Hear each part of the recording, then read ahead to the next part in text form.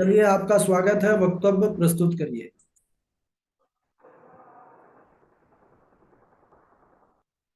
अस्मद परम गुरुभ्यो नमः। अस्मद सर्वगुरुभ्यो नमः। स्वस्ति श्री गणेशाय नमः। श्री राधा कृष्णाभ्यं नमः। श्री रामानुजाय नमः। ओम ब्रह्मणधिष्ठात्रे देव्ये नमः। गंगाधरं शशिकिशोरधरं त्रिलोकी रक्षाधरं निटिलचन्द्रधरं त्रिधारम् भस्मावधूलनधरं गिरिराजकन्या दिव्यावलोकनधरं वरदं प्रपद्ये। पूर्वोत्तरे ज्वलिका निधाने सदा वसन्तं गिरिजा समेतं सुरासुराराधितपादपद्मं श्रीवैद्यनाथं शीर्षा नमामि। श्रीवैद्यनाथं शरणं प्रपद्ये। ओम नारायणं नमस्कृत्यं नरं चैव नरोत्तमं देवीं सरस्वतीं व्यास ततो जयमुदीरयेत्। करारविन्दं पदारविन्दं मुखारविन्दं विनिवेशयन्त्रम् पाटया पत्रस्य पुटे शयानम् बालं मुकुन्दं मनसा स्मरामि। बरापीडा नटवरवपो कर्णयोर्कर्णिकारम् बिभ्रदवासं कनककपिशम् वैजयन्ते च मालम्। रन्ध्राण वेणुरधरसुधया पूरयन् गोपवृन्दैर्बृन्दारण्यं सपदरमणम् प्राविशदगीतकीर्ति। कृष्णत्वदीयपदपङ्कजपञ्जरान्ते अद्यैव न विशतु मानसराजहंसा। प्राणप्रयाणशमये कपवातपित्तः कण्ठाविरोधेन विधौ स्मरामि कुतस्ते। मुखं करोतु वाचालं पङ्गुं लङ्घयेत् गिरिं यत्कृपातमहं वन्दे परमानन्दमाधवम्। अञ्जनानन्दनं वीरं जानकी शोकनाशनं कपेशमक्षहन्तारम् वन्दे लंका भयंकरम्। भक्त भक्ति भगवंत गुरु चतुर्नाम बपुए जिनके सब सुमिरन किए नासत विघ्न। जय जय श्री राधा रमन जय जय नवल किशोर जय जय गोपीचित चोर प्रभु, जय जय माखन चोर। भोले बाल मुकुंद भगवान की जय, वृषभानुसुता की जय, सुखदेव जी महाराज की जय, व्यास भगवान की जय, श्रीमद् भागवत महापुराण की जय। अनंत कोटि ब्रह्मांड नायक, अचिंत कल्याण गुणगान निधान, सर्वेश्वर सर्वाधिपति, करुणा करुणालय, करुणा निधान, परात्म परब्रह्म, अनंत कोटि कंदर्प दर्प दलन, पटियान निर्गुण निराकार, सगुण साकार, जगतैक बंधुक करुणैक सिंधु, सच्चिदानंद घन श्याम परमात्मा श्री कृष्ण और श्री राधा रानी जी के युगल चरण रविंदों में इस दास का कोटि कोटि नमन। सिया राम मैं सब जग जानी, करहु प्रणाम जो जुग पानी। तरंग माध्यम से उपस्थित पूजनीय गुरु जी के चरण में इस शिष्य का बारंबार नमन एवं भागवत सप्तदिवसीय ज्ञान महायज्ञ के प्रशिक्षण हेतु उपस्थित सभी भगनी भाई एवं मार्गदर्शक सभी भाई बंधुओं का मेरा नमन वंदन। पूर्व की कक्षा में भक्ति ज्ञान और वैराग्य के विषय पर हमें अपना वक्तव्य प्रस्तुत करने का अवसर प्रदान किया गया था। आज पुनः एक बार ईश्वरीय कृपा एवं गुरु जी के आशीर्वाद से आज मैं धुंधकारी के प्रसंग को आप सबों के समक्ष प्रस्तुत करूंगा। इनमें कुछ कमियां अगर दृष्टिगोचर हो तो निश्चित रूपेण आप हमें मार्गदर्शन प्रदान करने की कृपा करेंगे। हम लोगों ने भक्ति भज्यते सेव्यते अनया इति भक्ति और विगति राग वैराग। जब भक्ति वृद्धा अवस्था से भागवत रूपी कल्प वृक्ष से को सुनकर यौवनावस्था प्राप्त करती है, साथ में अपने दोनों पुत्रों को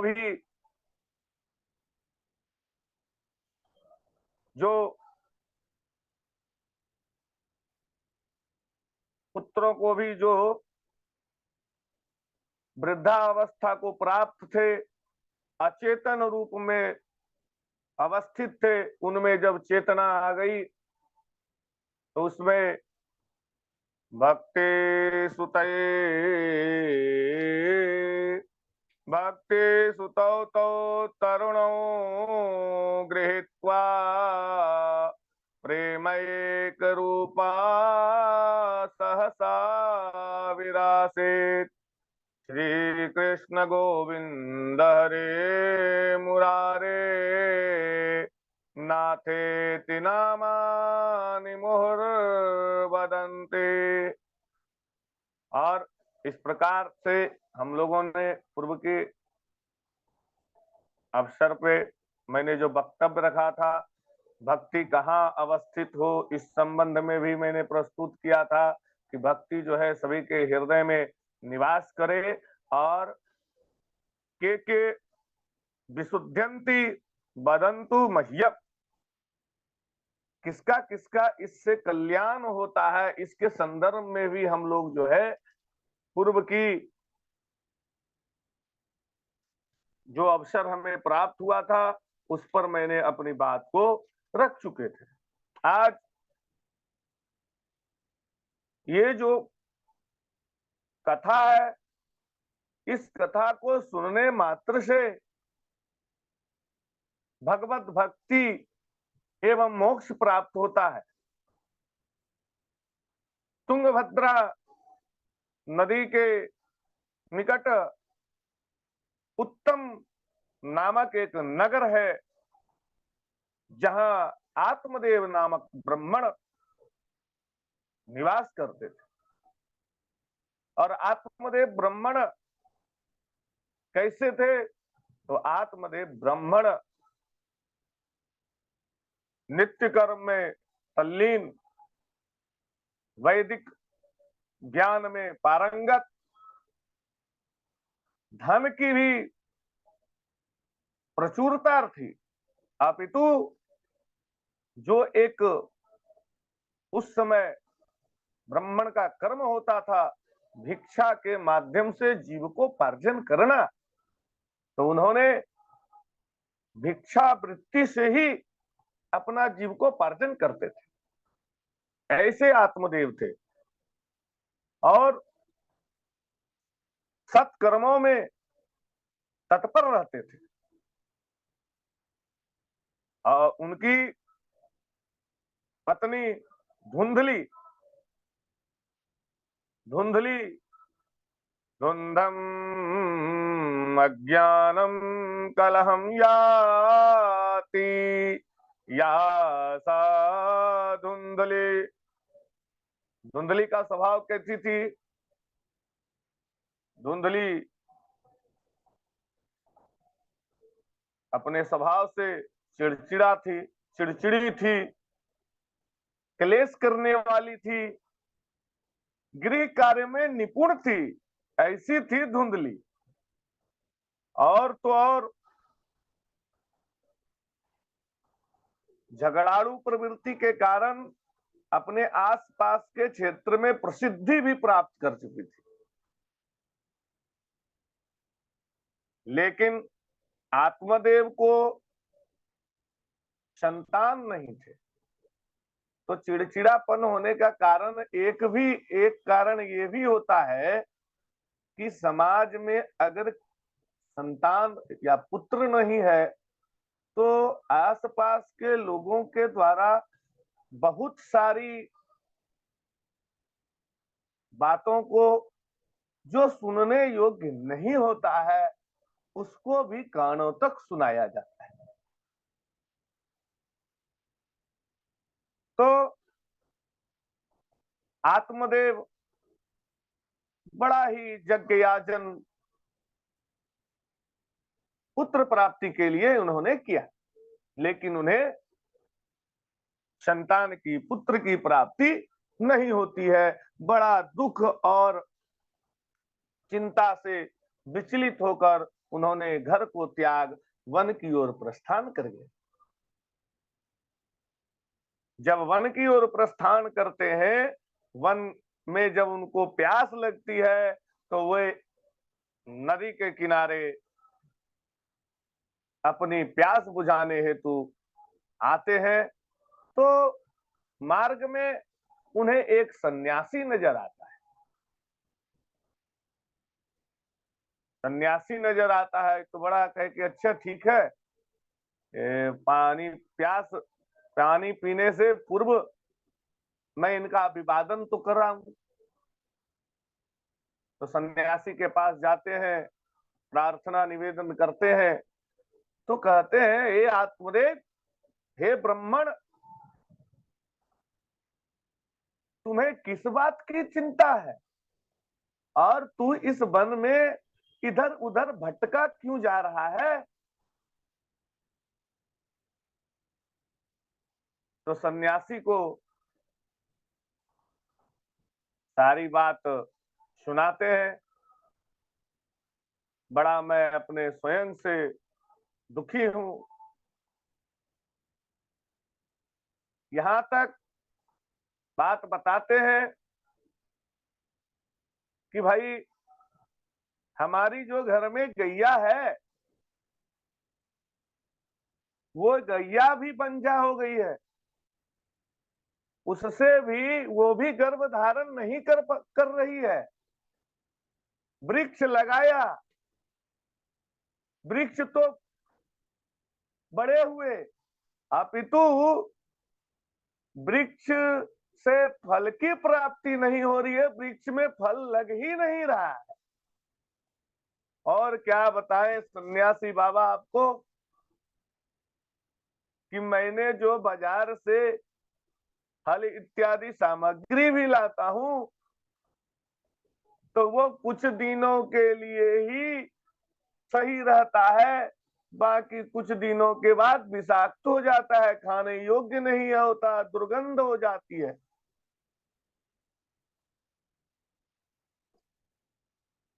तो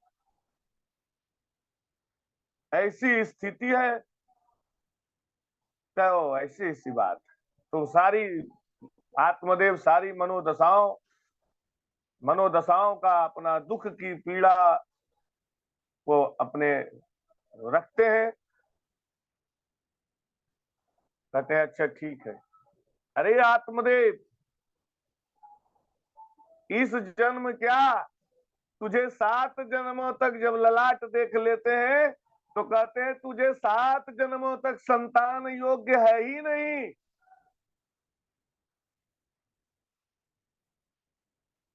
कैसे तुझे संतान होगा?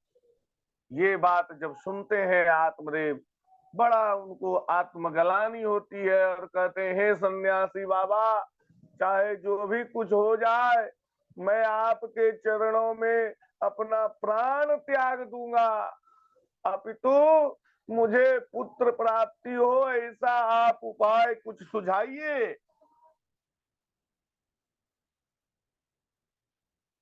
तो कहते हैं कि भाई सन्यासी से मुलाकात हो जाए तो बड़ा आशीर्वाद भी देने में बहुत पीड़ाएं होती है कि भाई सन्यासी होते ही हैं कल्याण के लिए। तो जब कह देते हैं कि भाई तुझे 7 जन्मों तक पुत्र की प्राप्ति संभव नहीं है, 7 जन्मावधि तब पुत्र नैव चनैव च, कोई उपाय नहीं है। पूरा एकदम याचना करते हैं सन्यासी पर सर पटकने लगते हैं। तो कहते हैं अच्छा तो ऐसा करो भाई, तू गृहस्थ बन, तू सन्यासी क्यों नहीं बन जा रहा है? राजा सगर को 6000 पुत्र प्राप्त हुए, तू जानता है क्या? राजा सगर को 6000 पुत्र प्राप्त हुए थे, क्या उन्हें संतान सुख प्राप्त हुआ? नहीं हुआ।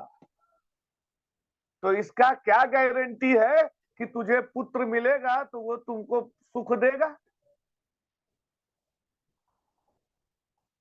इसलिए सन्यास का जीवन जो होता है श्रेष्ठ होता है। इसलिए कहा गया है सन्यासे सन्यासे सर्वदा सुखम, हमेशा कोई सुख देने वाला चीज है। जीवन में परमार्थिक सत्ता को प्राप्त करना है तो संन्यास्त बन जाओ, सन्यासी बन जाओ। आत्मदेव कहते हैं कि जो आनंद गृहस्थ जीवन में है उसमें भी अगर संतान हो, पुत्र हो, तो उससे बढ़िया कोई आश्रम ही नहीं होता है, क्योंकि 4 आश्रम हमारा भारतीय दर्शन, भारतीय शास्त्र और हमारा पुराण बताते हैं। ब्रह्मचर्य आश्रम, गृहस्थ आश्रम और ब्रह्मचर्य, गृहस्थ, वर्णाश्रम व्यवस्था जो है, उसमें 4 आश्रम व्यवस्था जो बताई गई है, उसमें ये व्यवस्थाएं हैं। तो गृहस्थ आश्रम जो है सभी आश्रमों में श्रेष्ठ है। और वहां सन्यासी बाबा कहते हैं कि भाई सन्यास बन जाओ, सन्यास्त आश्रम ले लो, सन्यासी बन जाओ, इससे बड़ा सुख कहीं नहीं। तो कहते हैं गृहस्थ सरसो लोके पुत्र पौत्रे समन्विता। अच्छा ठीक है भाई, तुम ऐसा कहते हो तो ठीक है। सन्यासियों का है दया बिनु संत कसाई, दया बिनु संत कसाई, दया करी तो आफत आई, दया करी तो आफत आई। कहे ठीक है, ऐसा करो, तुझे मैं एक फल देता हूं और ये फल लेकर अपनी पत्नी को खिला देना।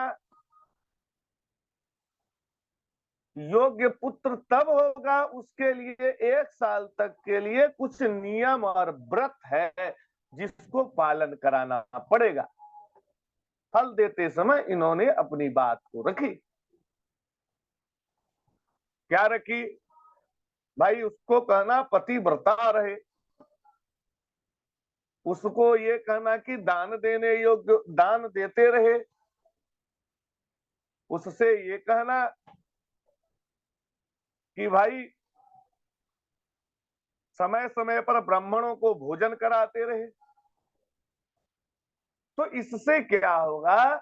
निर्मल स्वभाव का संतान पुत्र तुझे प्राप्त होगा। आत्मदेव बड़ा ही खुशी से भीतर ही भीतर आनंदित होते हुए, प्रफुल्लित होते हुए अपने घर को आए और अपनी धर्म पत्नी को कहते हैं हम आते, तू ऐसा कर, ये एक फल है, इसको खा लेना। और एक सन्यासी बाबा हमें बोले हैं कि ये फल खाने के कुछ नियम है, इस नियम का तू पालन करना और फल खाना, तो तुझे पुत्र की प्राप्ति हो जाएगी। कहे अच्छा अच्छा, अब मैं आता हूं। कहीं आत्मदेव अपने कार्य हेतु प्रस्थान कर गए थे। बड़ा चिंतित अवस्था में धुंधली अपने सखियों के पास जाती है और कहती है, हे सखी, अरे तूने सुना है क्या कि कहीं फल खाने से पुत्र की प्राप्ति होगी?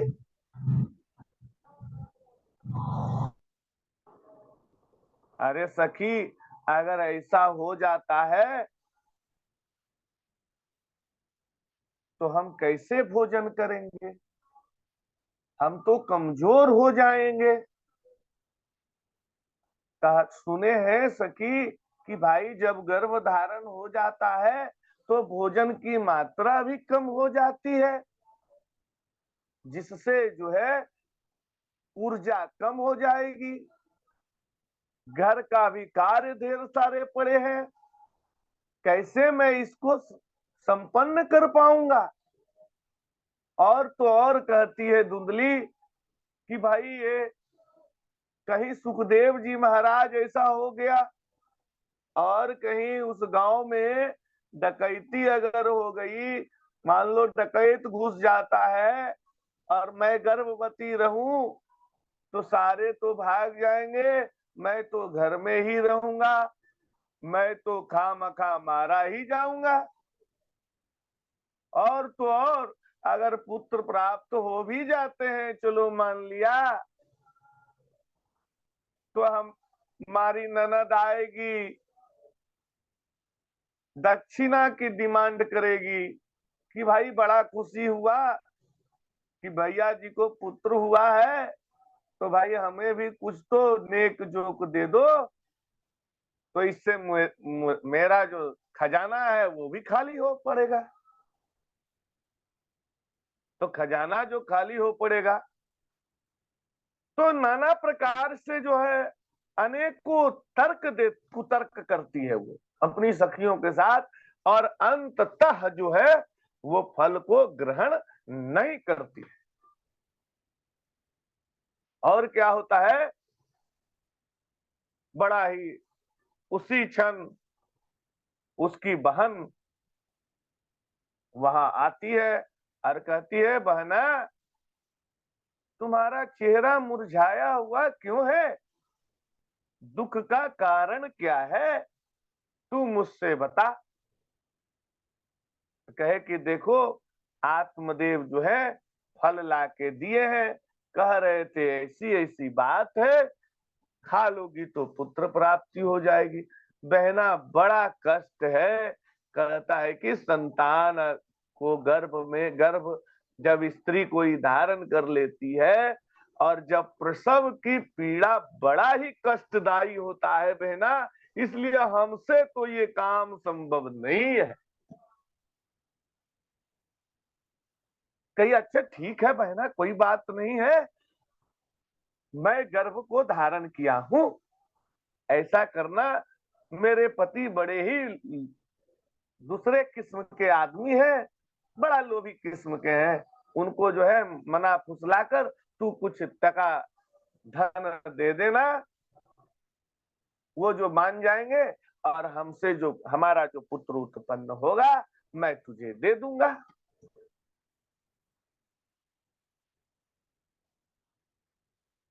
समय गर्भ का समय, जब प्रसव का समय होता है, तो धुंधली की बहन से एक पुत्र रत्न की प्राप्ति होती है, और अब उसके पति को धुंधली बहुत सारा धन दे देती है, और आत्मदेव को कहती है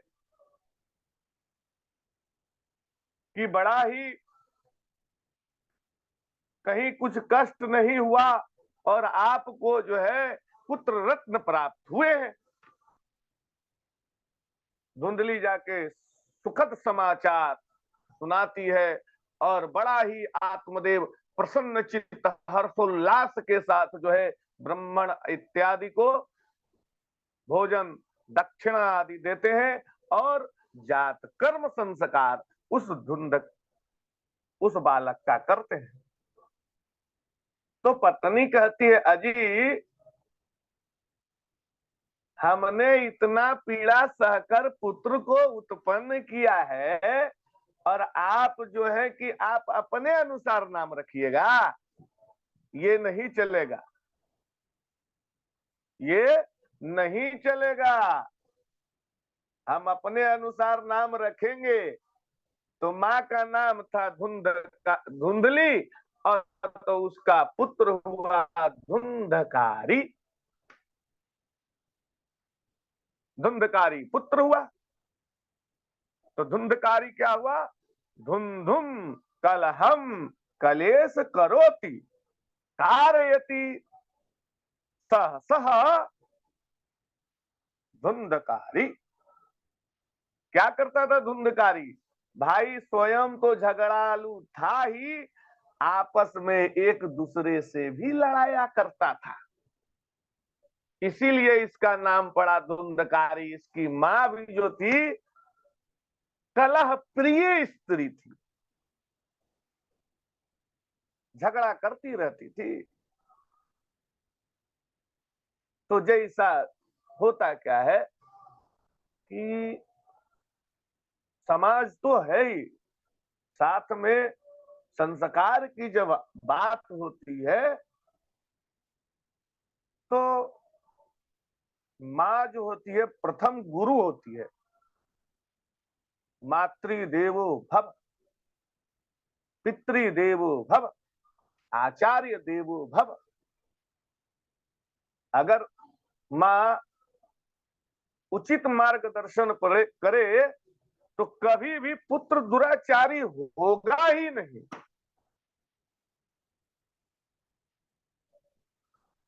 इसलिए माँ, क्योंकि पिता तो उद्योग करने का उम्र है, पिता तो उद्योग करते हैं, उद्योग करने के बाद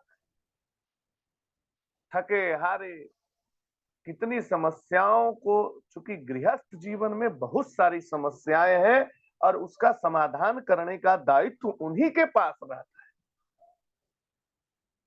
तो अगर थोड़ा सा माँ उस किसी भी पुत्र को, अपने पुत्र को थोड़ा सा मार्गदर्शन कर दे तो वो पुत्र आगे चल के संस्कारित होगा, कुल का दीपक होगा, और तो और दिग दिगांतर तक उसकी कृति चलती रहेगी और विस्मरणीय रहेगी।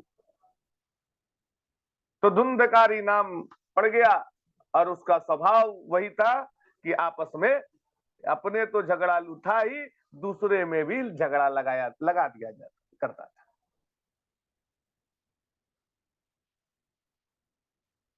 कुछ 3 महीनों के बाद उसी आत्मदेव के घर में गौ से भी एक बालक उत्पन्न होता है, और सिर्फ शरीर से तो वो मनुष्य है, अपितु थोड़ा सा कान से जो है गौ मैया के समान उसका कान होता है, गौ माता के समान उसका कर्ण होता है।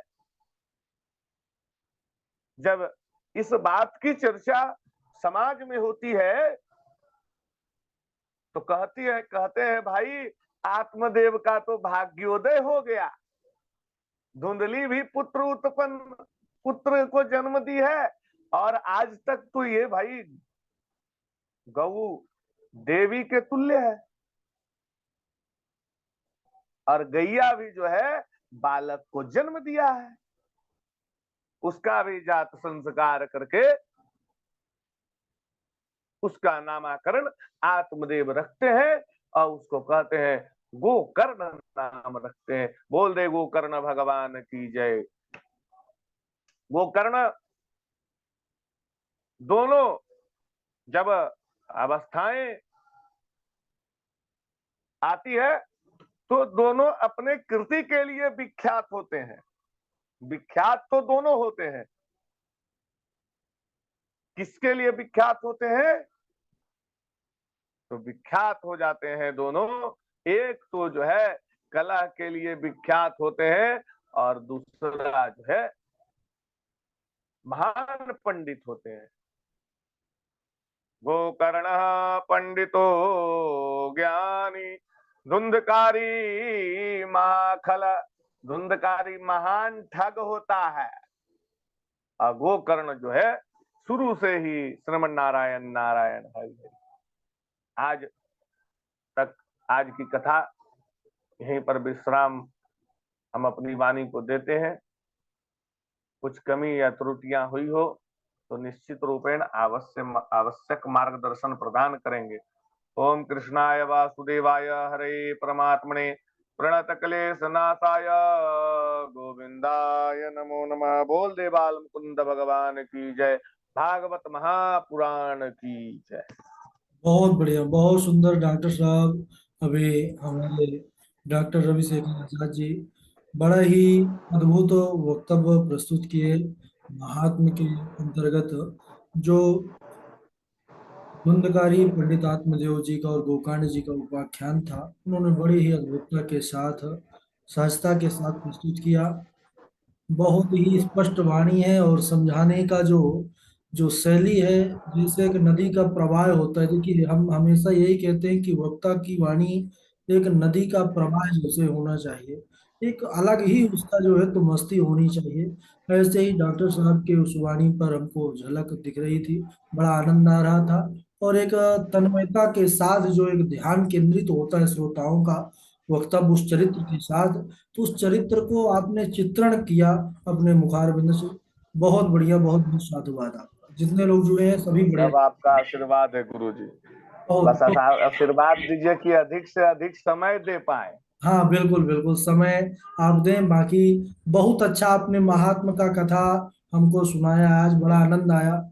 हम स्वयं पूरा कथा सुन रहे थे, और जितने लोग जुड़े हैं सभी सुन रहे थे, सब बड़े आनंदित है। ठाकुर जी कृपा बनी रहे। चलिए, इसी प्रकार आप समय निकालते रहिए और पूरा विविध चरित्रों को सुनाते रहिए, यही कहेंगे। ठीक है ना? ठाकुर जी से मेरा भी अर्जी लगाइए कि हम अधिक से अधिक समय दे पाए। बिल्कुल बिल्कुल, अब बहुत सारी समस्याएं हो जाती है हमारे साथ। हाँ बिल्कुल।